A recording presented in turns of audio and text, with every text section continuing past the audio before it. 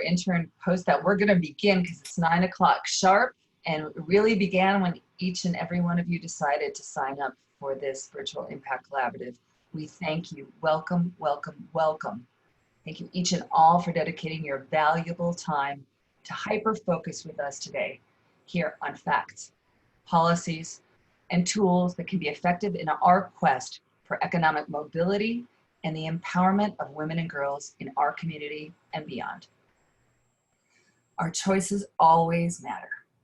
And in pivotal moments in history, such as the ones we are living now, they matter exponentially. We have many experts and current and future leaders in this virtual room. Our board and staff could not be more cognizant of the momentum of this forum and the ever-growing potential of our collective strength. We had over 220 participants registered to join us. And I think it's important for me to give you a sense of who's with us here today.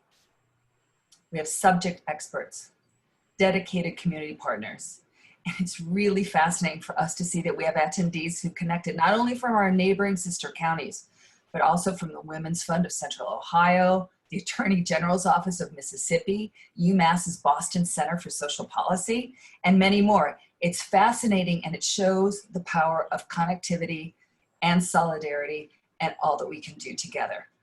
So we have sponsors here who have proven themselves to be passionate about our mission, including the sponsor of the Impact Collaborative series, the Miami Dolphins Football Unites, and Kaufman Rawson, who are unfailingly consistent in their dedication to our pillar of economic mobility, leading by example as an equal pay employer.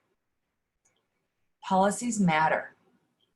And if we think about it for a minute, what would our community look like if even half of the employers in Miami-Dade created their own pay equity rules and adhered to them? We must dare to dream. We have major donors who have dedicated their own personal and collective resources for many years, many of them. They're here together with grassroots and sustaining contributors who donate their time, talent, and treasure to our belief that when women are strong, the world is strong. And together, we'd like to ask you to take a moment to honor the life and legacy of Marilyn March, who proudly served Women's Fund Miami-Dade as our executive director from 2013 to 2017. We thank Marilyn's family for supporting her love of this organization and its mission. And I pledge, Marilyn, we're with you. We're going to carry on. Last but not least, we have many civil servants, dedicated law enforcement officials from across many agencies, and representatives of many of our elected officials, including Congresswoman Donna Shalala, Senator Marco Rubio, State Attorney General Ashley Moody, and the team of our keynote speaker today, who it is my profound pleasure and honor to present, the chair of the Congressional Hispanic Caucus Women's Task Force, Representative Debbie Mucarsel-Powell. Congressman, welcome and thank you so much for being here. Thank you, Maria. Thank you so much for inviting me to join you today. And thank you to all the panelists. The Women's Fund is such an important organization. I was just mentioning that to you earlier. And I think it's going to be critical to have all of your voices and your talent. And as we face the coronavirus pandemic and the impact on women, as we try to enter the road to financial recovery. Now, before I begin, I just want to talk about what's on the top of our minds right now, the protests in the streets across America, people marching, asking for justice on the deaths of George Floyd, Ahmaud Arbery, Breonna Taylor, and so many others of our Black brothers and sisters across the country. These protests are bringing attention to the institutionalized racism in our country and the need to come together to tackle these systemic inequities. The events of this past week have shown a bright light on the devastating inequities of the criminal justice system that we have in our country. But these inequalities are only one part of the picture. There are inequalities in our economy, our education system, and our healthcare. And these span not only racial and ethnic lines, but they're heavily gendered as well. And as we confront this pandemic, which, As we stand right now, this virus has taken over 105,000 lives in the United States. We need to recognize the outsized role women play in the response to COVID-19 and the strain that it has placed on women across the country. Women, especially Latinas and African American women, are leading on the front lines of this pandemic, and it has not been easy. We constantly speak of the need to honor our frontline heroes who are risking their lives every day to work to keep our communities running while we stayed at home to curb the spread of the virus. But it always goes unmentioned that women make up 64% of these workers. Women also make up 77% of our healthcare workforce, exposing themselves to the virus to save lives for others. 1 in 3 women work in an essential job. As we continue to battle the virus and as we look towards the recovery, we have to consider more carefully the crucial roles that women play in today's society. Women do it all, but when women are losing their jobs at a higher rate than men, women have much more to lose. Our response needs to reflect this reality. Studies have shown that 70% of our GDP is driven by household spending, primarily those with 2 earners. If women cannot get back to work, this will result in less spending, which is going to prolong our recovery. This pandemic has helped people realize the importance of many initiatives we've been advocating for a long time. We must provide hazard pay for essential workers to more fairly compensate them for putting themselves in harm's way. It also means guaranteeing paid sick and family leave to all workers, not just those who are lucky enough to have an employer that offers it. When there's a sick or a vulnerable family member at home, it's most often the women who stay home to take care of them. Without paid leave, many women will leave their jobs and stay home instead of returning to the workforce. And we have to stabilize and strengthen the childcare workforce, which at this moment is 85% women who are working in that field. The devastating effects of the stay-at-home orders, which have been crucial for public health, are that far too many women have watched as their jobs disappeared or businesses closed. Without restoring and strengthening this industry, childcare workforce and its workforce, not only will women working in the childcare sector be out of work, but women around the country will not have professional care for their children and won't be able to return their jobs. I have to say that that's one of the calls that I get most often as women are called to go back to work. Their question is, what do I do with my kids? And so we need to address that issue. These reforms are critical, and the coronavirus has shown people how important they are. As we start to rebuild our economy, we have to dispense with the notion of going back to normal. We cannot go back to normal, a normal that has been plagued by inequality and injustice. We must move forward with a country and with policies that recognize the vital roles that women have in this economy and the long-standing inequities and hardships. I want you to know that I stand with all of you, ready to work together to build a new normal that addresses the need of all who have been marginalized across our society. Thank you so much. Thank you, Congresswoman. Thank you for your leadership and thank you for your energy. And we look forward to be in continual contact. Thank you. And now we're going to go on to how the rest of this morning will work. The webinar will need your involvement. This is a community two-way virtual street. And you're going to see some resources on some of the slides that you're going to see today from some of our panelists, but also you have brilliant participants who are here in the virtual room. So Student Finance League, for example, I know is going to post some of their resources. We encourage all of you to please participate in the chat. Many of the people who are in this room need what you have to offer, and we encourage that full communication, please. So we're also going to ask you to post your questions on the Q&A tab, and I'm going to get to as many of those as we can possibly get during the final session. And then many of you have attended our in-person impact collaboratives, and you know that what we do is we work together after each panel. So our programs and operations director, the marvelous Carolina Garcia, is busy working here behind the scenes. And when she asks those breakout groups to identify 3 key issues and most importantly, 3 possible solutions when we're together, We ask you to do that individually today. Up to 3 issues that you find especially pertinent that need to be dealt with, and most importantly, 3 suggestions, solutions that you can envision. It's fine if they're small solutions. It's fine if they're big picture collaborative solutions. Everything is valued. We do have a running archive of all of that feedback from across the years, and that information is used and will be used to continue to shape our work. Now, let's focus on today's issue. Many of you have seen our outdoor awareness campaigns, and this is our Equal Pay Campaign, a core economic mobility women's fund pillar. Again, putting their money where their mouth is, you will see this campaign again across our community in August, funded by Kaufman and Rawson. Now we're going to look at a few statistics about what is happening economically during these times of COVID-19. And some of these things the Congresswoman already mentioned, but they need to sink in. Data matters. In the United States, women are more likely to be low-wage and part-time workers than men. In fact, 62% of minimum wage and lower wage workers are female. And in the US, over 70% of the households with children rely on women's income for their economic well-being, with 40% of US households depending on a breadwinner mom to put food on the table.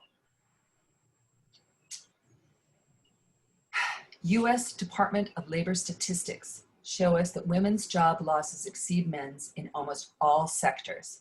And although this graphic is small, we invite you to look down at the bottom, and Wendy Walsh, one of our panelists, I'm sure will be able to help us focus more on these stats, but you can see in the educational and health services and leisure and hospitality sectors, women are way disproportionately affected. And on to our next slide. As the Congresswoman said, 1 in 3 jobs held by women are considered essential. And the economic crisis is hitting women hard. It's not as they're only paid less than men, but women make up 75% of healthcare workers and a greater percentage of service workers. And for our final slide for me this morning, please hyper-focus on this graphic and let it sink in. We said there are great resources here now in Miami, and they are growing. We have the luxury of the FIU Metropolitan Paris Center. And this report on the status of women in Miami-Dade County in 2019 shows some stats. If you look there, the last ones we have here from 2017, but you can see the disparities, not only by male-female, but also by race. You need to let it soak in and understand data. It can inform how we move forward. So moving forward, we're going to go to our real experts, a brilliant, ingenious panel of experts that it's an honor to have with us today. What we're going to ask them to do is to share the resources we have available in our community and what resources and policies you each believe we should be building to strengthen future outcomes for women and girls. I ask you to each give yourself a 2-minute introduction in the context of an overview of your work. And for simplicity, we're always going to go in the order of the slides we see here. And if we go over the 2 minutes, for example, our amazing, cheery program coordinator, Viviana Alvarado Pacheco, is going to give us a very discreet little bell, ding, ding, ding, to let you know it's time to wrap up to move on to the next. Carrie Ann Royce, President and CEO of the YWCA of Greater Miami-Dade, will you be so kind as to lead on? Good morning, good morning. Thank you so much for welcoming me to this panel and for allowing us to be a part of a really important conversation, especially today. So I'm with the YWCA, as was mentioned, and the YWCA has been in South Florida for over 100 years, doing this work alongside institutions like the Women's Fund, and we have pledged to eliminate racism and empower women. Most persons may not recognize the relevance of that mission over the last 100 years and how it's really changed the landscape of South Florida. However, I think today, especially on this panel and in the shadows of everything that's happened with COVID and George Floyd and many of the inequities that our community is facing, it is even more relevant than not to discuss the intersectionality between race and gender. And that's where the YWCA has worked. We are a social justice organization. No pools and no gyms, only social justice. What does that mean? We do the work every day to uproot and unearth and show the inequities in our society, and then to bridge those gaps. And we do that through economic equity programs. We do that through health access programs, and we do that also through education equity programs. So our YWCA doors are open from preschool straight through to women entrepreneurs and executives, making sure that we're bridging that gender and racial gap and divide and addressing those issues by asking women to be at the table, help us to solve them as well. So I'm proud to be here, proud to have this conversation with you, because economy and the central conversation around economics is so pivotal to access in all areas: housing, safety, healthcare, economic stability is the cornerstone of much of that. Thank you so much, Carrie Ann. Alex. Morning, everyone. It's truly an honor to be here with you today, and I thank everyone for the invitation to be able to speak today. Right now I'm in Atlanta, but I will say I am from South Florida. I have lived in Miami for some time, so it's a great honor to be able to speak to this audience. At the Federal Reserve Bank of Atlanta, I'm part of what's called the Community and Economic Development Division. Traditionally, this is a group of researchers and practitioners that focuses very clearly on a few issues: affordable housing in the Southeast, workforce development in the Southeast, community finance in the Southeast. All these, and entrepreneurship, I should say, all these are seen as vital to promoting communities, their economic growth, their shared prosperity in the Southeast. I will say that what's a little bit different now is that the Federal Reserve Bank of Atlanta, and you may have heard this by perhaps attending events at our Miami branch, also now has a bank-wide priority. So not just community and economic development, not just the economics division, but every division, to promote economic mobility and resilience in the Southeast. And we think about economic mobility and resilience very broadly. We think about equity across many different lines. My particular work has always been focused on workforce development, and I'll just conclude by saying, well, what do I mean by workforce development, and what's the intersection with that work with today's panel? When we study workforce development from my perspective as a researcher, we're usually interested in a few different things. Number one, what's the status of people when they enter workforce development? So thinking about this from a gender perspective, I would usually ask as a researcher, well, what barriers and opportunities do men and women face when they start in workforce development? Even when they're enrolling, because that's going to perhaps determine their success in the program. We then, of course, look at more obvious things that I think many people on this panel and this audience are familiar with. Well, what training options are chosen differentially by men and women? There's great disparities. But we also need to ask, well, what supports do men and women get as they're choosing programs and as they're progressing through programs?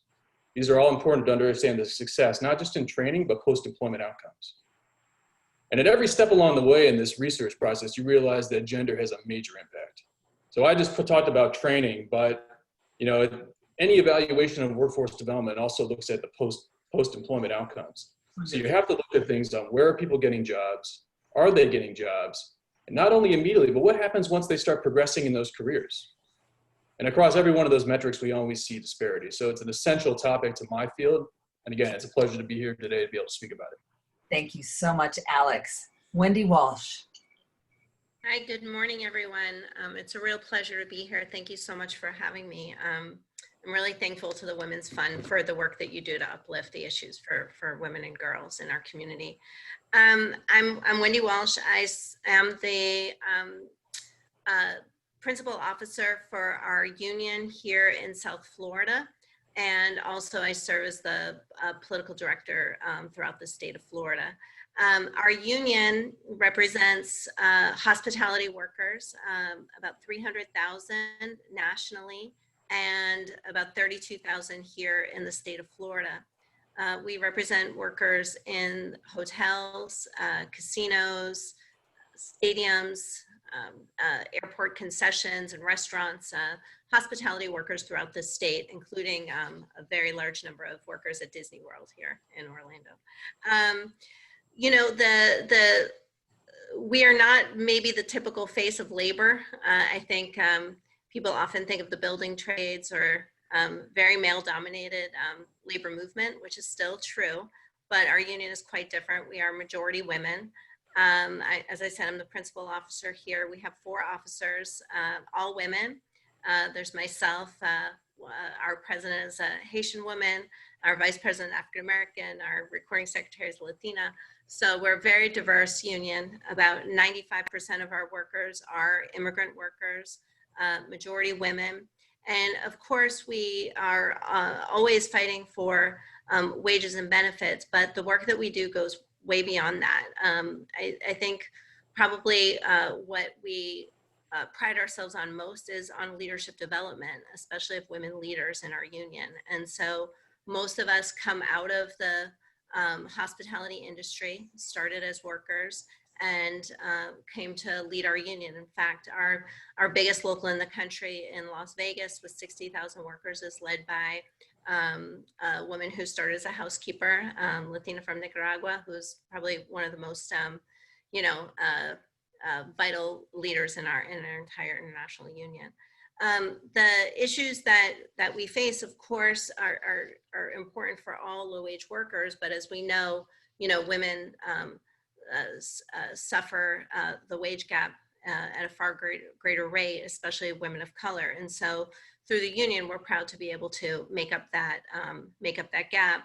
But we're also always fighting for issues of health and safety, which impacts our women workers in the housekeeping department in particular, and for their safety in the hotels with things like adding panic buttons and making sure that our women are safe at work. And so, throughout the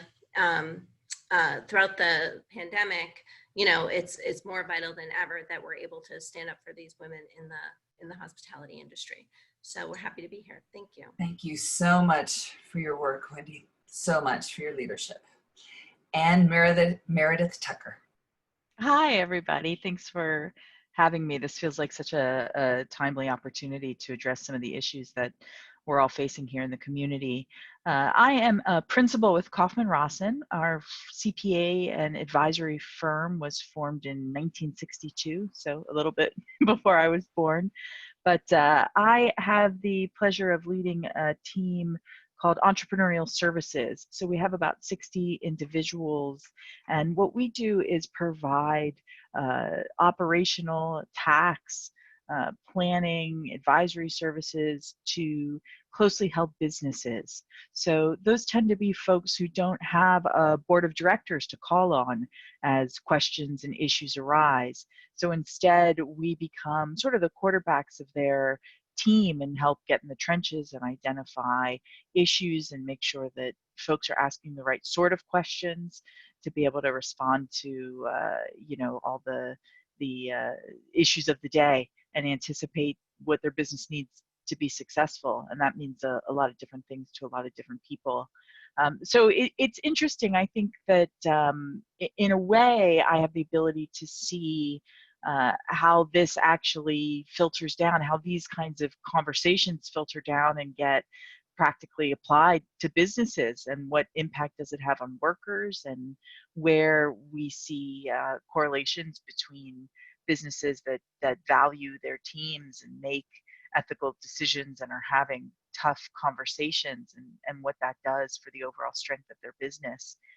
Certainly with regards to Kaufman Rossen, it's been transformative. Our business is run on the basis of a people first, employee first mentality, and seeing what that does for the strength of communication, the longevity of employees, our ability to serve clients. It influences every decision that we make. And it's interesting from my vantage point because they're talking points I hear a lot, but to see it consistently applied in the 17 years I've been with the firm is a remarkable thing. So I'm coming at this from sort of a very blessed position of seeing people actually walk the walk. So I look forward to having this conversation today, and on we go. Thank you so much for being here. Now we're going to ask each panelist in no more than 3 minutes to identify the particular key issues that you see us facing within this context of times of economic recovery, your vision, what we're facing during COVID in the gender inclusive lens. Please, Carrie Ann. Thanks again. I think the most important thing for me as immigrant woman and as a Caribbean woman and as a woman who lives in South Florida is that we have to think through the lens once again of gender as well as the racial lens, especially for where we live. In South Florida, probably more so than across the country, we have the most integrated households and we have the most integrated community. And integration is not just, when I say integration, I'm talking about multi-ethnicity and multi-generational. Many of our households are multi-generational, and many of our households are dealing with not just, and our women are dealing with not just childcare issues within their household, but also taking care of aging family members. That's a very culturally relevant issue for South Florida. So when we talk about the economic impact, we're talking about the impact within the household and the impact outside of the household for women. We are really overrepresented as caregivers for the youngest in our family and for the eldest in our family. And that representation really impacts us in the household because we become the teachers, we become the nurses, we become the food preparers, right? And when you think that not only are women, with all the statistics that we just heard from the Congresswoman and from the Women's Fund, when you layer that with racial issues and layer that through the lens of race, 80% of women of color are the primary breadwinners in their household. So all these statistics are exacerbated, and all these statistics are even further enlightened when we look at that intersectionality. So within the household, there is an increased need. There's an increased demand on a woman, an increased demand on what she brings to the table, her support to her family. And when we layer it, we see more. Outside of the household, we've already spoken very much, and I know we're gonna delve into even more, how women are represented mainly in two groups. The essential worker group, which is in your hospitals, in your preschools, in your supermarkets, or we're in the service group. And in that service group, many of those women have either lost their jobs or are unable to.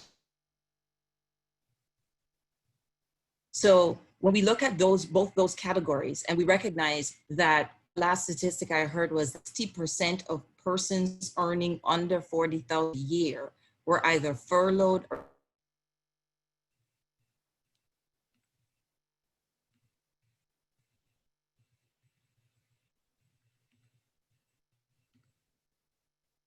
I believe we have an audio issue. And so I know that Carrie Ann will be back with us soon, but Alex, we'll go on to you for the moment for the issues that you see us facing at this time. Carrie Ann, maybe if you log on and off again, we have lost you. Alex, please proceed. Thank you very much. We can start out with my slides. Let's see here. All right, please just go to the next slide. There's a variety of angles that I could have taken today, but I want to talk about what I'm going to call supportive services that are needed for workforce success in the wake of an economic recovery like we see now. I sort of have three different principles I just want everyone to first start out with on how I have been thinking about workforce development. Number one, that social safety nets need to support workers as they transition off of unemployment, not of lower paying work. I also think that training opportunities need to promote economic self-sufficiency and stability for workers. And then three, that policy innovations and coordinated approaches locally and statewide can help mitigate benefits cliffs. And I'll talk about some of these three right now. We just, next slide, please. First, I want to it helps to set the context, is I wanted us to look at data from an actual national workforce development program, where you can see on row 2 here that 21,000 out of 23,000 participants were women. And this is a major healthcare program. I think it's a model program. It's very well designed out of the Department of Health and Human Services in DC, called the Health Profession and Opportunity Grants Program. There's probably some providers in Miami that were part of this grant program, I'm not sure. I want to put first, as everyone, just take a look at this table on the data. And okay, most people are, of course, women, because this program targeted low-income mothers, particularly those coming off of temporary assistance for needy families. But also you can see that roughly 60% of the participants were on food assistance when they started this workforce development program, and 67% were on Medicaid. So oftentimes that in the workforce development field, we're talking about women who face numerous barriers to employment, like you see on the screen now.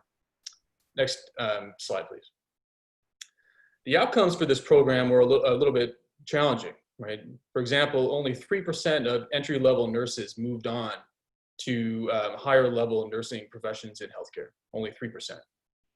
In a larger version of this study, about 6% of enrollees, again, mostly women, made it beyond the entry-level position to a higher paying, more stable job in healthcare. That's concerning. So what I think are the biggest issues then, I'll just show 2 more slides. In the data, we can look at, well, what are some of the barriers that, primarily women are facing that are kind of trapping them at these entry-level jobs, these healthcare jobs that our opening remarks today really focused on, and not allowing them to move into a job that promotes economic mobility. One, we have a series of financial concerns. And notice that second bullet point, one unexpected bill or financial shock puts families in a very precarious position. This is from focus groups. So oftentimes, the women in these programs have so few financial resources that, again, the classic story is one car breaking down, assuming you even have a car, means you may have to drop out of the workforce development program. And there's others as well. So the reason I'm showing this is I think that at this time right now, we need to think about the supportive programs that are in place to allow individuals to succeed in the job training programs we're recommending. However, there's some skepticism whether or not these are going to be available. So next slide, please. These are barriers that from a nationwide study of workforce development system participants. You can see that across men and women, women are more likely to be low income and single parents when they start workforce development training, right? So they're more likely at that entry level to face barriers to training, success, and employment. So right away, we need to think about how can we develop solutions that can mitigate these barriers. Are they there? Next slide, and I'll conclude with this one, because I think it's important to show. I think what we see on the screen here is Florida data for not how many people are receiving childcare subsidies, but the wait list for subsidized childcare in Florida. Notice that as time goes on, the wait list grows to in the thousands, right? So, and notice that those years 2008 to 2009, I don't have current data on this, but we all remember, I think 2007, 2008, 2009. Right at a time when demand for this kind of supportive services was perhaps its highest, the wait list was as long as ever. So I think, as we reflect on how our programs are structured, we need to think about some of these findings, not only in that first study I showed you, but what resources are going to be available, not only to support essential workers as they return to work, but more broadly, when women are seeking the job training, are they going to be able to find not just subsidized childcare, but a whole variety of resources to allow them to succeed? I believe my time's up, so thank you. Thank you so much. Wendy. Okay. Carrie Ann is back. Do you want to you want me to go? Carrie Ann, if you'd like, what we can do, we'll just give you extra time when we go on to the next portion, if you like, so you can keep the flow. No problem. Okay, great. Go ahead, Wendy. Okay. So I'm going to speak to this really from the perspective of our membership that has been so devastated by the impact of the pandemics. In late March, really about 98% of our membership and of all hospitality workers were displaced quite immediately. Every hotel, casino, restaurant, everything closed down, and all of our workers found themselves laid off. and continue to be laid off. And we see the recovery of this being incredibly slow over the next year, maybe 2 years, for everyone to really come back to work. Of course, as I said, a majority of the hospitality workers are women, and are far more likely to be in the service industry and found themselves displaced as a result of the pandemic. I've been with the union for 28 years. I never thought I would say that the first mission of our union is to make sure that our workers stay alive. But really, that at this point is the first thing that we have to take into consideration. The workers who are still out there in the workplace are in grave danger. And we do have a number of our members who have tested positive and several who have died as a result of COVID-19. They're in commercial kitchens, they're in close quarters, in the back of the house of the places that we represent. They're very dangerous places at this point because they are in contact all the time with guests or with each other in the workplace. And so the first thing that we have to be doing is really making sure that we're taking care of the situations that they're facing at work. But then, of course, for our members who are laid off, a majority are immigrant women of color. And I appreciate the comments that Carrie Ann did start to make about the intersectionality of gender and race, because we have to take very seriously the fact that these are communities that prior to the pandemic were already in a very precarious situation, and the pandemic has only amplified what those problems are. We represent a community whose social and economic conditions put them at greater risk of health problems, and so are more vulnerable to the impact of COVID-19 if they are to test positive. We have workers hospitality workers, majority of hospitality workers go without health insurance in the best of times. When they have the union, we do have health insurance for all of our employees, but then as people were displaced, they, in many cases, immediately were losing their health insurance, putting them at even greater risk. And as was said earlier, for women in our field, many are living in very crowded conditions with multiple generations living together, where these women are caring for children or for their parents. And as the world is starting to open back up, and these workers are going to head back to work, there, as the Congresswoman said earlier, there is grave concern about what they're going to do now that their children are home, even though the school year is ending. Camps, summer schools are closed, and so many of these women cannot re-enter the workplace without a solution for childcare, or for caring for their parents at home as well, and the fear of being out there in the service industry and potentially coming back and exposing people to the virus. So we are very much trying to move both legislation and trying to move our employers to make sure that, of course, these women can re-enter the workforce, but can do so safely and have solutions for their families at home. Thank you so much, Wendy. Meredith. Yeah, hi everybody. So when we talk about key issues, certainly, I mean, I think the caregiving roles, whether it's with parents or children, is significant, and it requires a type of flexibility that I think can be difficult, especially for business leaders from a different generation before all of the new technology was available, be it Zoom and Microsoft Teams. I've seen a lot in our profession, a mentality that needs to be challenged, which says unless a boss can see somebody sitting in their seat, they are not in fact working.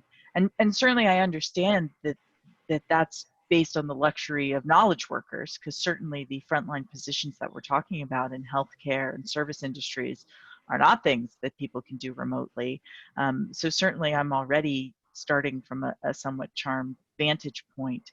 but that need for flexibility is real.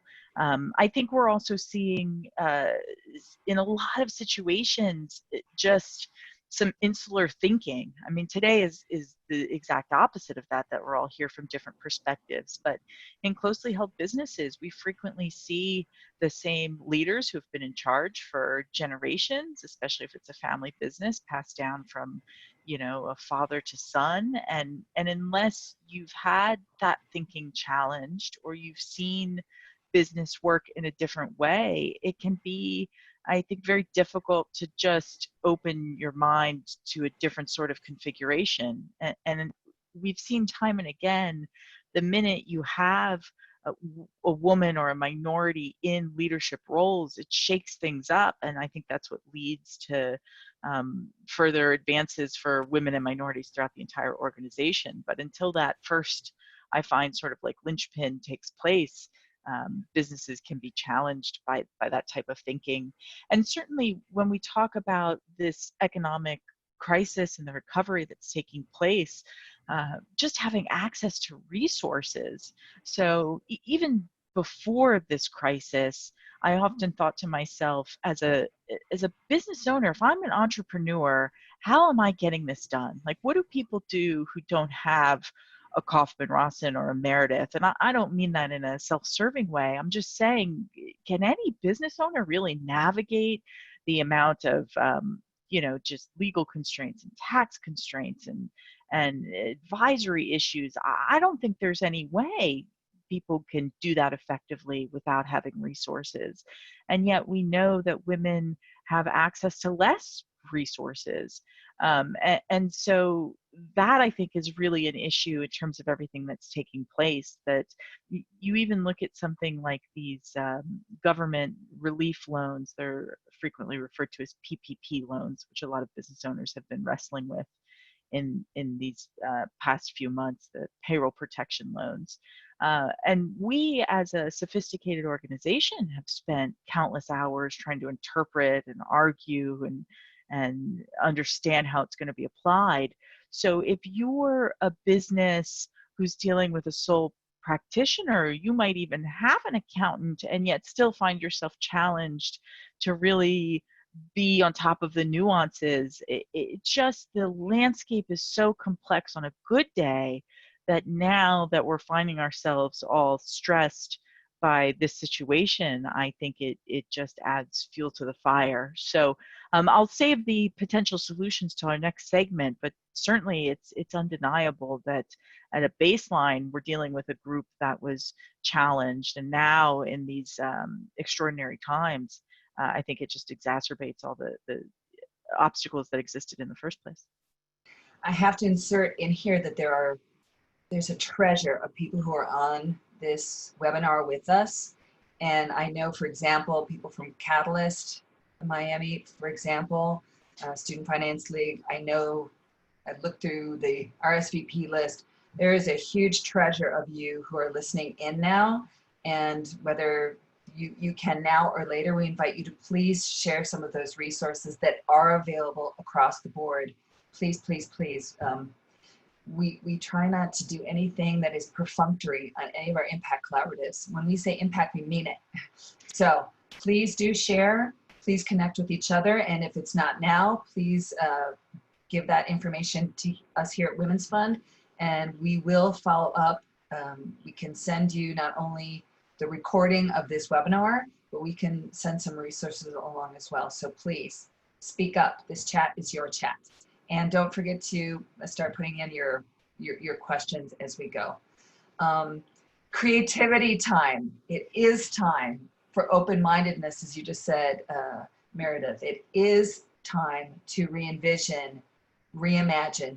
What are some potential solutions that we see in Carrie Ann?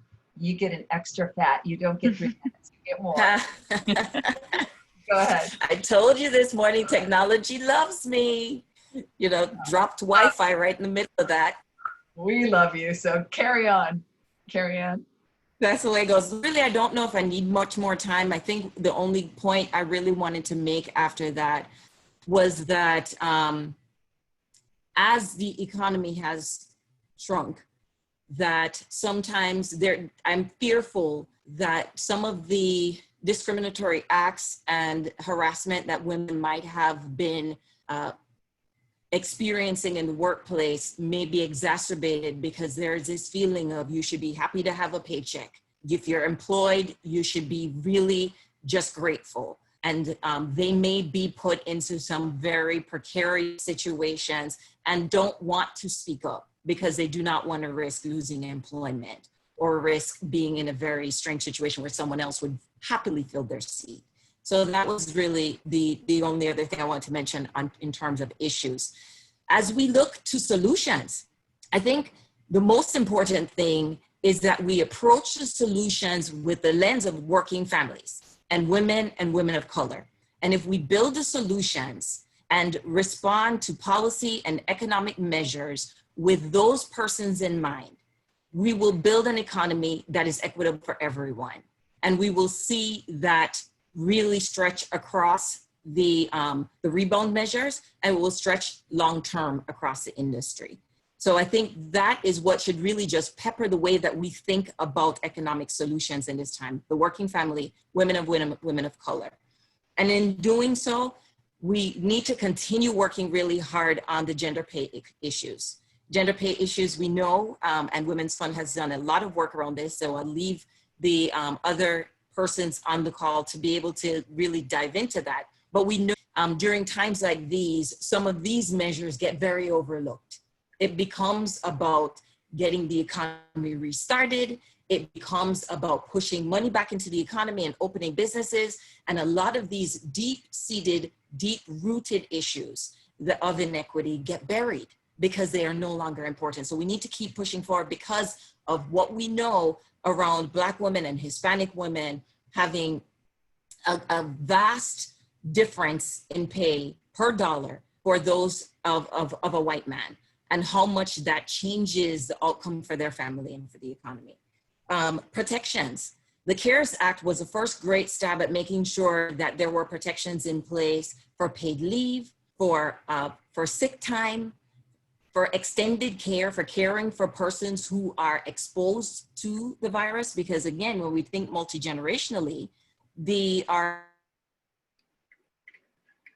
so we need to make sure that paid sick time is extended for care, not just for our children and for ourselves, but for the other generations in the household who may be highly exposed to these issues. And we are seeing that mostly in our multi-ethnic communities. And then we want to make sure that we're upskilling. This is where the YWCA will be focused quite a bit on what Alex mentioned, where we're talking about how are we building opportunities to get into better jobs? How are we better recession-proofing our women to be able to have options? When this happens the next time, if a hurricane comes, and God bless, please, my mouth to God's ears, no hurricane right now this season, even though we are due to have a very active season. If that happens, if we have another case pandemic rising in the fall, how are we preparing women to be a bit more recession-proof? How are we creating certification programs? How are we giving them access to higher jobs and so forth? And I'll leave it at this. All of this is pivoted around the supports women need. And we have to recognize institutional, long-standing racism that has impacted those institutions as well, those support institutions. Access to housing, access to childcare, making sure that entrepreneurs have access to financing. All of these institutions have been systematically impacted by race and gender issues. So if we're not paying attention to the institutions that support working families, that they are in safe households, that we do not sweep the Sadowski Act, and that affordable housing maintains its prevalence in our community, and that we continue to make sure that service workers have a place to live in their community, and that we address the equity issues within those support systems, we are repeating the same problem and exacerbating it with the post-COVID economy. Thank you so much, Carrie Ann. Thank you so much, Alex. Thank you again. I think there's two ways to look at solutions, and I broke it down kind of in two separate categories. In the recovery, I think the first we need to think about, well, what are the solutions for those who are employed right now in jobs and, as we've now talked about, want to move up the ladder or change occupations to provide more financial and economic stability. Well, I mean, we sort of know there's a lot of good model programs out there that can help with a lot of these issues. So remember the results I just showed you. Women are more likely to have significant financial concerns when they're in job training. That's because oftentimes they're either unemployed or are stuck in low-wage jobs that are insecure themselves. They're more likely to have burdens that perhaps make training just that much harder. Right, that report I cited mentions just caring for elderly family members. Right, that's disproportionately going to fall on women in these studies. So we have to ask, what are the programs for current workers that are going to allow the flexibility for them to upskill into more secure jobs that, as you just said, Carrie Ann, are recession-proof.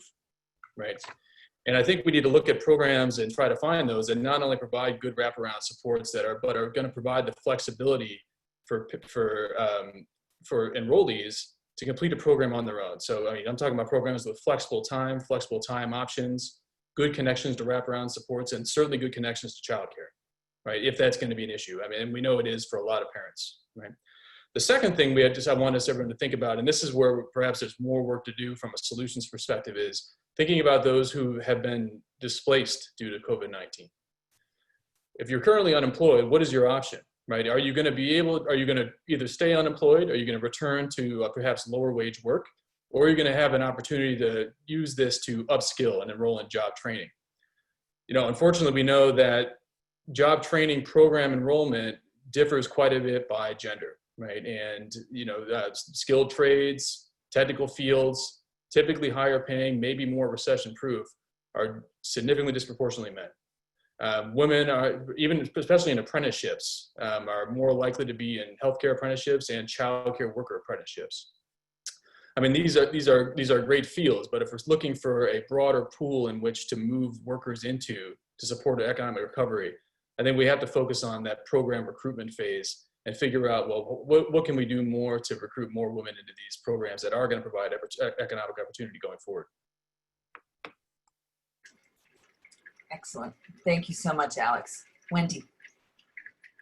Yeah, I think I'm going to echo a little bit of what Carrie Ann said. I think that this is a moment where there's an opportunity to really hit a reset button and to center this recovery from the perspective of those who have been left the most behind. So if this recovery was planned from the lens of a non-citizen immigrant woman of color, I guarantee you the world would be a better place for all of us. But instead, I think it's really being driven by the perspective of the large corporations or even the smaller businesses trying to get back to work. If we instead looked from the different perspective, I think number one, we would fix the unemployment situation in Florida. It is a terribly broken system. We, amongst our members, still have half who have not gotten the money that they are owed. And so we need to fix that system and to raise the amount of money that Florida offers. $275 a week is heinous. And to increase the number of weeks because people are going to be laid off for a very long time. It's an impossible system to navigate. And it's really criminal. I think that has to get fixed. There's obvious issues here of universal health care. I think it's been clear what the impact of this has been. And it's time for that to change. For those who have been displaced, there needs to be the right to go back to work. I think that this is going to be an opportunity for employers unless there's mandated recall rights for employees we've achieved in Miami-Dade.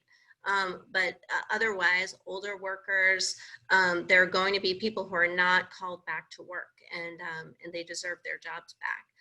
We need, once they get to work, they have to have paid sick days, as was said, paid health insurance, pay if COVID-19 is detected in the workplace and everyone is displaced again. There needs to be severance.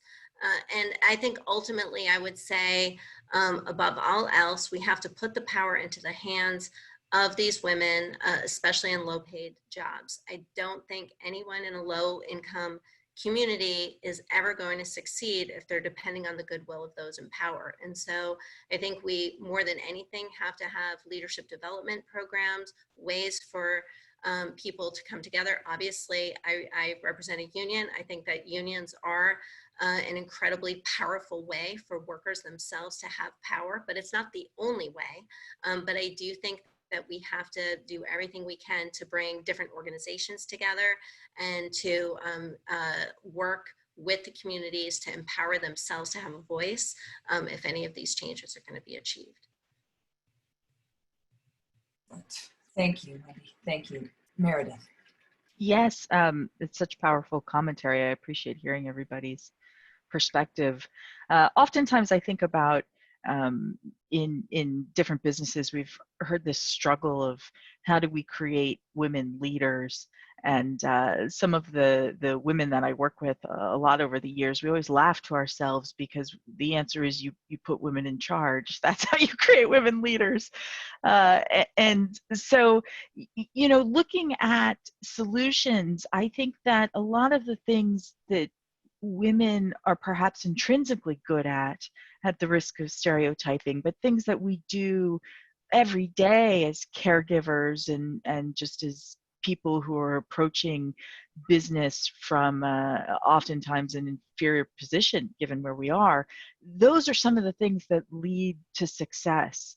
So first and foremost, I find just the candor and the willingness to be vulnerable in discussing what these obstacles are can be transformative, not just for the people in a position of power who need to hear the message, but most importantly for the other women at the table.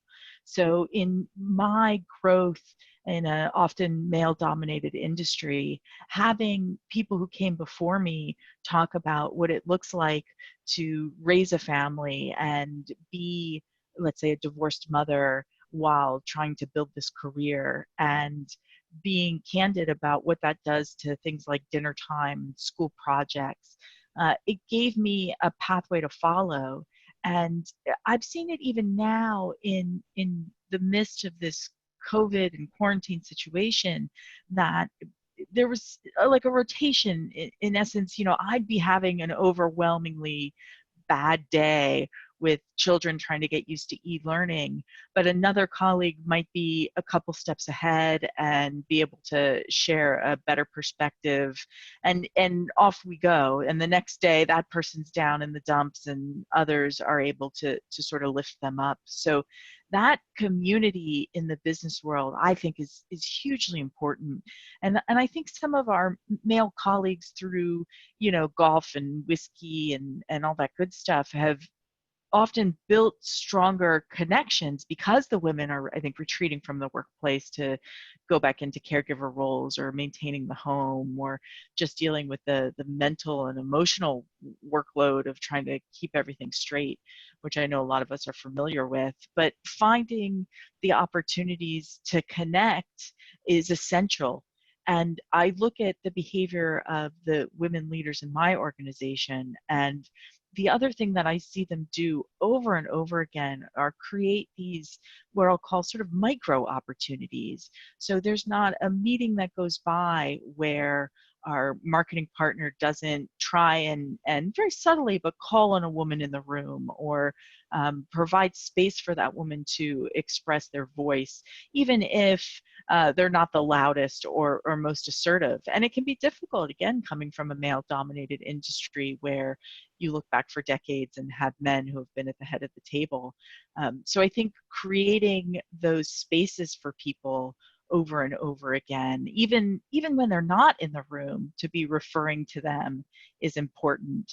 I look also at what makes businesses successful, and I think that you can see the traits that that are needed to deal with this economic crisis. So we look at businesses' abilities to really listen to what their employees and customers are saying. That's a huge piece of, I think, how we start to rebuild from here. We look at the dedication to being nimble and flexible and what that does for entrepreneurs. Well, I think that's a big part of embracing a changing workforce who now may have changing requirements due to school closures or illness and everything that's happening. Willingness to stay on the forefront of technology, since that has such a tremendous impact for a lot of knowledge workers and small businesses. The more diversity, and this is no secret to anybody here, but certainly the more diversity these businesses implement, the greater access they have to solutions. Nothing is gained by sitting around a table with people who look like you and think like you. That's how you get more of the same. So I think this sense of community and engaging in opportunities like this and asking questions and challenging norms, especially for people who are in a position of power, is essential. And if you're dealing with somebody who's in a position of power and they're not doing these things, I think there's huge value in having a community who's willing to call you out. I mean, quite frankly, I work with staff who turn to me and say, well, what are we doing about this? And what's the answer? And even as well-intentioned as I am, sometimes I just don't see it from the other guy's perspective. So that openness, that relentlessness, I think that the providing accountability for one another, those are the things that really start to turn the tide. And it takes a discipline. And I know that we're going to go through periods where, we're weary taking up the fight, but that's when the person next to you is going to carry the torch. So I think moments like this are really key. And I encourage people, if you haven't found the community that really speaks to the questions and the needs that you have, then maybe you need to start your own. Because I know it looks different for all of us, right? We're all in different circumstances. And I know we have such a tremendous group of people on the call and in the audience today with resources, but I think that's a huge part of how we all get started. Well, I'm originally from the music business. Well, I've done a lot of things in my life, but a lot of my career has been in the music business. And right now, I would love to key up some music. Envision everybody your favorite pump you up song, because that's what we need to do here.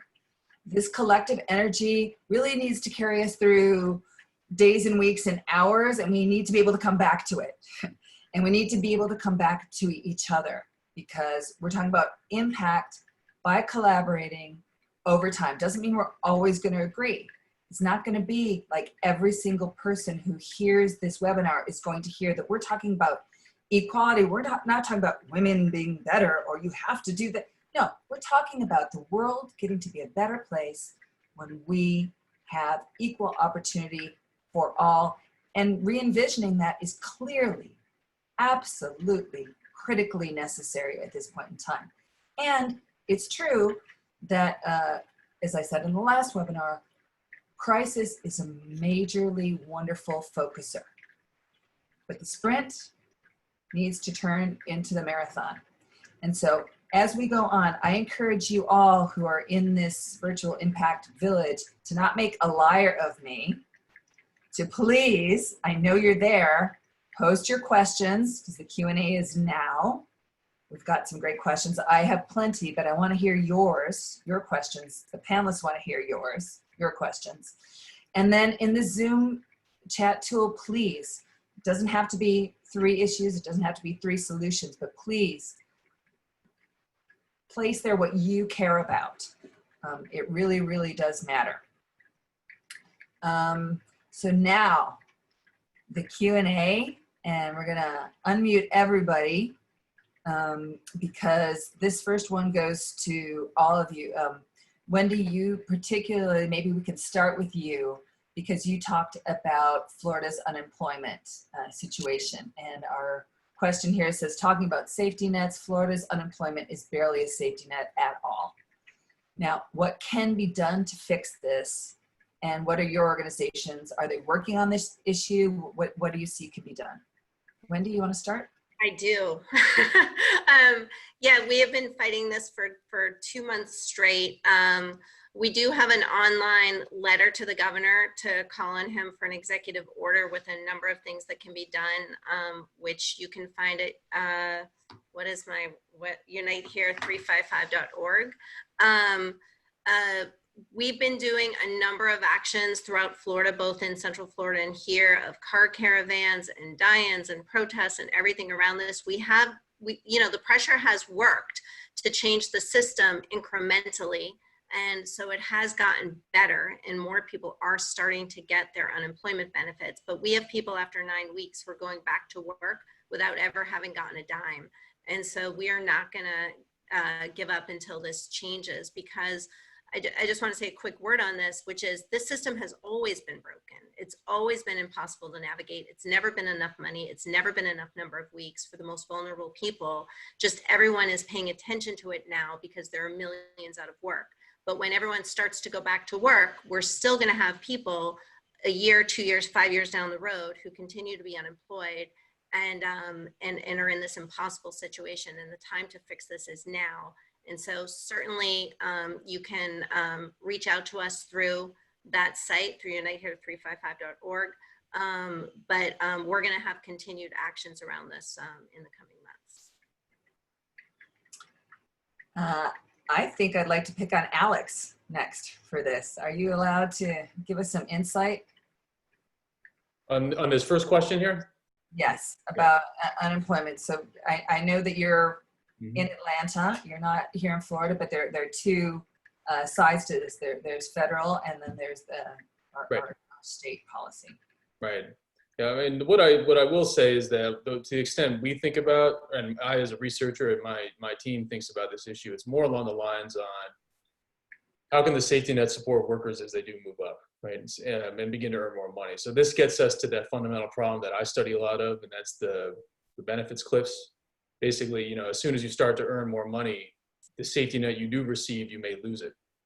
And the result of that loss means you may be worse off than you were before you actually started your economic mobility. And there are programs out there that are relatively new, so I don't think we have robust evidence to truly support them yet. But there are some creative approaches that are saying, well, what can we do with safety net programs to phase them out more gradually so that a young worker who's starting out, say, as an RN in Miami, again, critical job for the economy. This is a job that also that pays a good wage. Doesn't leave the worker without all the safety net supports that the worker had before, right? Because we don't want to enroll people in programs that leave them after an intensive investment in 2 years or 1 year of education, that leave them, only marginally better off than they were before they started, right? That's not the outcome we want. Wonderful. Carrie Ann, would you like to address this one in particular, or? I think the only thing I would to what everyone said, because Wendy really touches on some of the legislative action that's happening, is just making sure that we're really leaning into supporting folks who are on the front line of that, like Wendy and the work that they're doing, and making sure that we're calling our legislators, that we're supporting these processes, and that we take personal responsibility as employers on the ground also. When you are laying off and you know that you're in a system that has a mess with unemployment, think about your employee. Is there a way that you can carry their benefits for a while to allow them to not carry the full pressure and weight of unemployment until their benefits kick in and they're getting dollars over the counter? Is there a way that you need to continue to look at who are you laying off? Are you disproportionately removing folks who are going to be most impacted? We watch those numbers year round, but are we watching those numbers when the fire is on? Are those the tools that we're using to figure out who our workforce is? Normally during this time, we go with the ones that are most seasoned, right? And in this industry and in certain industry where women are underrepresented, that women are out first. And we also go with folks who give the least problems. They don't have to be out for childcare. They don't have to be out because they're sick. They don't have to go pick up their mom. They don't have to go do these things. So we need to make sure that we understand how gender shows up in times like these and that it could work around against us in unemployment. So actually, that really takes us to the next question. So since the unemployment benefit system in Florida has been such a mess, what are we seeing in county and municipal governments for support during this crisis? And I actually would go straight back to you, Carrie Ann, because does the YWCA have the funding that it needs? Do we have these long waiting lines for childcare? Oh, wow. So that's a loaded question, and I'll tell you why. I will say one, that I was really pleasantly surprised, and not pleasantly surprised would be the wrong word, but I was pleased to see that funders really stepped up to the plate during this moment. Funders really allowed organizations to use dollars where they were most needed and to be responsive and to not say, well, I was funding you for this, so I'm going to stop. They recognized and put forth that they really wanted us to maintain our workforce. So that's the first thing I really, really, really want to emphasize, that was the case. Everyone from the Children's Trust to the Early Learning Coalition to the county to the United Way were tremendous and have continued to be tremendous to make sure that they're supporting the economy. So when you talk about long lines for services, much of that is not driven by the nonprofit. Much of that is driven by the system in which those vouchers are achieved through verification and so forth. And those are normally federal and government and much more red tapey systems, for lack of a better term. So yes, the statistics that Alex showed earlier about high quality education and getting into voucher programs, that absolutely continues to be the case. There continues to be a wait list. And what I said before in terms of the supports, when the dollars are low in our taxpayer base, what are the programs that are going to get cut? Where are the dollars not going to flow? How is housing going to be affected? How is childcare? How is funding to our public education system? Public education is already anticipating a 30% cut. And we were already, I think, 10th from the bottom in terms of funding across the country. So what does that say? What does that say? Yeah, there are lines. And yeah, they're gonna be pervasive. And whatever we can do to mitigate that impact on the government and budget level, we just need to make sure that we're keeping the lens of working families and people of color and immigrants in our full purview as we create those solutions. Wendy, can I hear you answering? Yeah, I mean, look, I do think that, the counties and municipalities have tried to step up. So have organizations. I mean, we also are fundraising to try and give direct service to people. I think that, where there are loans to businesses, that's not always trickling to the employees, to the people that we represent. A lot of that is going to service debt and to make sure that they're going to be able to reopen eventually, but it doesn't mean that they're bringing workers back to work or that there's money into the hands of the most vulnerable. And so we're trying to move food drives like everyone else. We're going to face a housing crisis when a moratorium on evictions is lifted, and we are going to find many thousands of people who are going to face evictions in short order here. But there's other things than food that people need. They can't access their prescription drugs. I mean, we really do have a crisis. I think it is the reason the federal government put forward the $600 a week, and that it is supposed to be solved through the unemployment system. And so I think short of getting that money into the hands of those who are unemployed right now, all of these other efforts are great, but are real Band-Aids on a much larger problem. And it's very difficult for us to get resources into the hands of those who need them most. So we're doing everything we can to try and, get individual donors and to do what we can to put money into the hands of the hospitality workers who are really impacted. But I think that, we're looking at a long road in front of us, and this is putting a very large burden on the cities and counties that's going to result in the kinds of things that Carrie Ann just said, that a new wave of unemployment is going to happen as their coffers are diminished. And so we really do need to continue to move money at the federal level. There needs to be an extension of that money is going to run out on July 31st. And there's still going to be massive unemployment in the country. That we need the federal government to extend it. So we're pushing Congress right now on that. And then we need the state to fix the system. You said about Band-Aids is so strong because Band-Aids are important. We all need Band-Aids. As we spoke to some people from Homestead, the union from We Count last week, they were talking about it. It is really important to have the food banks. It is really important for people to have those kind of resources. But there becomes a point where that's just not enough. And people are going hungry. I know Carrie Ann, the YWCA is doing many things. We've been talking to people from PACE Program for Girls. Many, many, many, many amazing organizations are going way above and beyond what they ever thought, ever dreamed their capacities were going to be to reach out to individuals. But we need big systemic change for sure. I want to say that one of our board members, Deanne Conley, has posted something in the chat that's really worthy, speaking about Miami-Dade County Board of Commissioners establishing the Rise Miami-Dade Fund. And I invite you all to look at the chat there, a very strong resource as well. On to the next question. Says, I'm curious about loan programs to support education to assist in economic mobility. After a person finishes these nursing programs, what is the likelihood of finding a job that covers their living expenses and allows them to pay back these loans? And is there any research about this? Who would like to take that one first?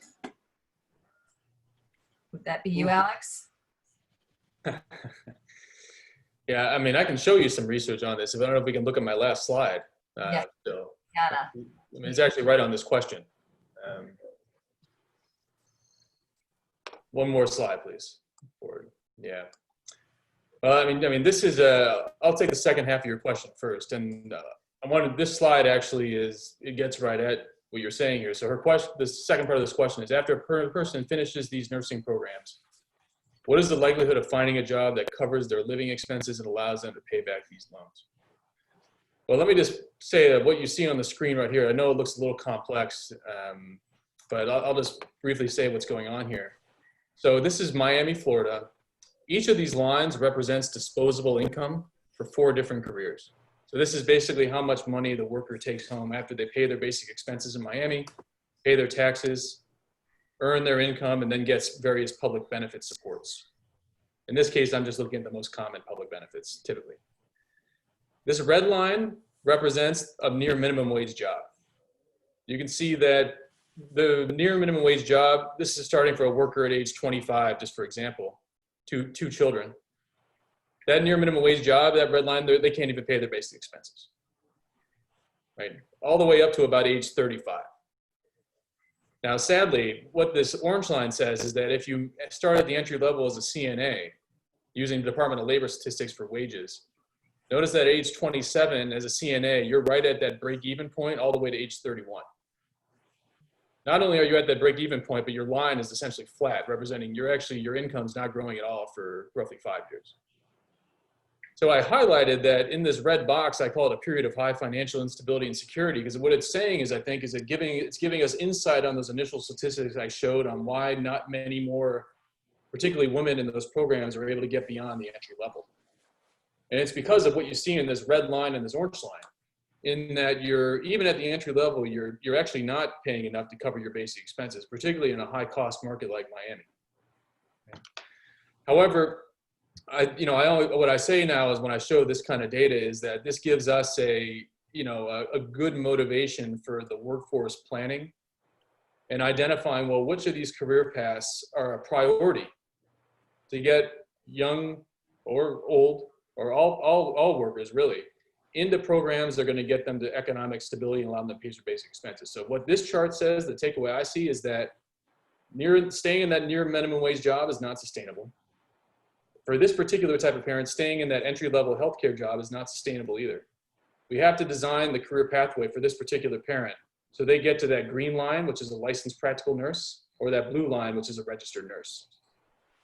Those lines, even accounting for taxes and expenses, you're able to cover your basic expenses and your benefits losses as you earn more money.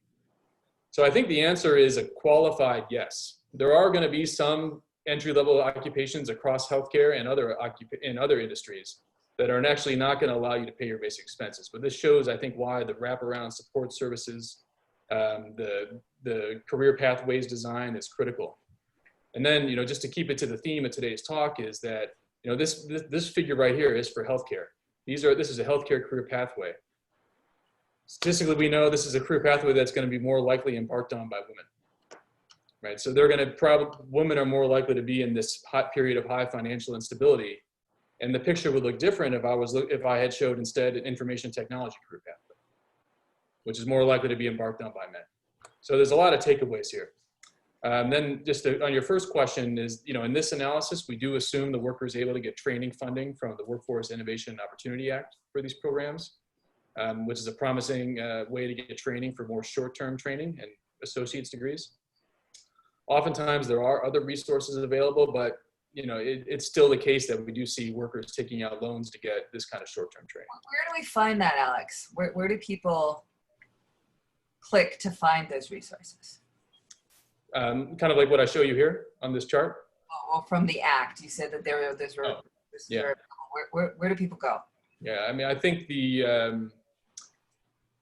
locally, I would recommend first starting out with the great kind of technical colleges systems in South Florida, Miami-Dade, Atlantic Tech, these other schools that often have collaborations with the workforce development system locally that provides the funding for a lot of workers that are trying to increase their economic mobility. That's where I'd start out at least. Thank you. And I have another question, and I'm guessing there might not be an answer. So as I've learned by speaking to you, really these, in preparation for this webinar, more about the benefits cliff, which was just sort of a concept to me before. Is there a tool in existence or in development where somebody can look and plug in their numbers and see when they're going to fall off the benefit cliff? Yep. And that's just as much for somebody who's considering, do I want to take this job? Do I want to apply for the raise? As it is for employers to say, I almost gave somebody, the worst benefit of their life. I even the worst compliment ever. I told them they were wonderful. I wanted them to run this division, and all of a sudden, neither of us, unwillingly and unknowingly, put that person in a weaker economic status. Does that tool exist, or do we need to be asking some of the people who are listening here, some of the FIU people who are listening here, or the people at UMass to work on this tool? Or reserve, that would be a great tool. Good idea. Yeah, there are some tools out there, and then and UMass has done, I think, pioneering work on this field. So I'm glad they're on the webinar today. We're working on a tool right now. Actually, this figure you see on the screen is an output of that tool. It's called Career Ladder Identifier and Financial Forecaster. CLIF is our acronym for it. And it does allow you to kind of customize these benefits cliffs really in a specifically career-focused way, right? Kind of like what you see on the screen here. There are some other tools out there that, I think depending on the National Center for Children in Poverty has a tool that's maybe useful.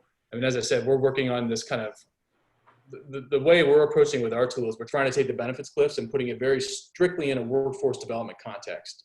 So you can plan out a career path and try to find these, not only benefits cliffs, which typically happen with more high value benefits such as childcare subsidies and housing subsidies, but there's other phenomenon which you see on the screen today, which is the benefits plateau, right? And that's that orange line from age 27 to 31, when really it's just your standard of living is flat because you're losing smaller benefits every year rather than one large benefit suddenly.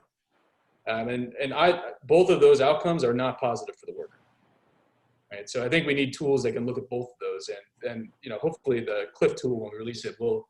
And by the way, we do partner with organizations that are interested in developing these kind of tools with us. then please feel free to reach out to me if you're interested in kind of seeing this kind of work for your organization. We're interested in seeing it for everyone. So team, let's take Alex up on that offer. I think that'd be a great tool. Let's not let it stay here. I think we have time for 2 more quick questions. Rocio asks, have you learned of companies that are improving or incorporating family-friendly policies during or post-COVID-19 to support their employees to be able to go back to work, like flexibility, paid family leave, on-site childcare, subsidized childcare, etc.? We'd like to go for that one. I will. My answer is no. For the most part. I mean, I gotta, I think that, these companies have just suffered a couple of months of losses and are trying to make up those losses with wage freezes and reductions in benefits. And so I do not see a lot of employers looking to go in the other direction. I do think that we have to turn to our legislators around these issues. So in Miami-Dade, as part of the recovery, I sat on the recovery task force. There are some things that are required, including allowing people to be able to stay on layoff and reserve the right to go back to work if they are caring for children at home or if they are at high risk for health conditions. I think that things like paid sick leave, paid health care, paid parental leave, all of that at this point, I think we really need to have some expectations of our employers that we put to our legislators, especially for those employers who are on county or city land or take some subsidies that where they can have those kind of requirements. Because to the conversation that just happened about the benefit cliff, of course, people should know what they're heading into, but frankly, that problem shouldn't exist. So in addition to living wages, we have to have an expectation that employers will pay health care. We have employers who are depending on things like Medicaid to subsidize their employees. And so I think at this point, it's important that we actually call on our legislators to do something about these benefits as well. I'd say that I think in this area, once again, there is a disparity that affects low-income workers and other workers, because I have seen creative things, but those creative things have existed in industries that have the luxury of doing that. So we're talking about law firms. I know Kaufman Rawson has done some stuff. RBB, a marketing firm, wherever they have the opportunity for folks to go home and give them the option to continue to care for family and support them through the transition. Creative things happening. But where it comes down to the service industries, the essential workers, industries where our women and people of color are most needing those flexibilities, that's not where they exist. It's very much what Wendy has said. So there's a tremendous disparity in those opportunities. As we close up here, I want to make sure and address with a resource. Eliana Ramos has asked, well, thanks to you all panelists for inspirational speeches. And as a founder of a community organization working with homeless pregnant women, I'm concerned about the increase of unintended, unplanned pregnancies in our community and the correlation with unemployment rates. What is the county preparedness to deal with emergency shelters for pregnant mothers in the case that numbers increase? And I'm just going to ask our team to please post the number for the Coordinated Victims Assistance Center, Miami-Dade County, which is an amazing over 40 resources in a one-stop. I'll verbally say the number is 305-285-5900. As we said before, all of these issues facing women and girls are interdigitated. Our last webinar, we talked about the increase in domestic violence and people's reticence to reach out for services. So that would address the Coordinated Victims Assistance Center would be a great first stop, and that is particularly from the county, as the question said. Many of you are aware of the Lotus House Village, a phenomenal cutting edge service that works with formerly homeless women and their families. And all those resources that you can start at Coordinated Victims Assistance Center, and that you can get to many of those resources. So we are at the time when we need to thank everyone for joining us, beg our viewers to please send your solutions and your issues. And we ask you to please focus on this, hyper-focus. Leadership keeps on coming up, and politics and policies. Our next Impact Collaborative, in conjunction with amazing League of Women Voters of Miami-Dade, will be Women in Leadership. All politics are local. Please save the date. You know you'll get our e-blast, and your presence here is really, really important. And the next slide will be a friendly reminder to us all that the last day to register to vote in Miami-Dade County elections, and we must vote in our local elections, is July 20th. And although I'm sure all of you have, oh, go ahead, Carrie Ann. Just want to also remind everyone about the census. Yes, please, go ahead. Why does it matter, Carrie Ann? Census is critically important, especially today and right now. And as we're talking about all these inequities, we're talking about funders, we're talking about government responses, we're talking about workers. If we are not counted, we are not drawing down the resources federally that we need in our community. So not just ourselves, it's not just that we're getting counted, because frankly, we're gonna get it done. Make sure that you're doing your job to make sure your neighbors counted, that underserved communities are reached, that low counted populations are being are having access to being counted, and they're not afraid and hiding. This will not affect their immigration status, even though there was much fear around that, and it takes 5 minutes, and it's so, so critical. Everybody, your feedback matters. Our survey is super short, not kidding. It will take you a minute, but your comments are gold to us. Gold like that big W emblem that we have. It focuses us on the issue of women and girls. It's gold. Please, please answer it. Give us your comments. We will use them. Thank you for making this collective forum ever more powerful. Stay safe, stay strong. Thank you. Thank you so much. Have a great day. Panelists, you're amazing. Sending you all energy. Thank you for your leadership. Bye, everybody. Bye. Take care.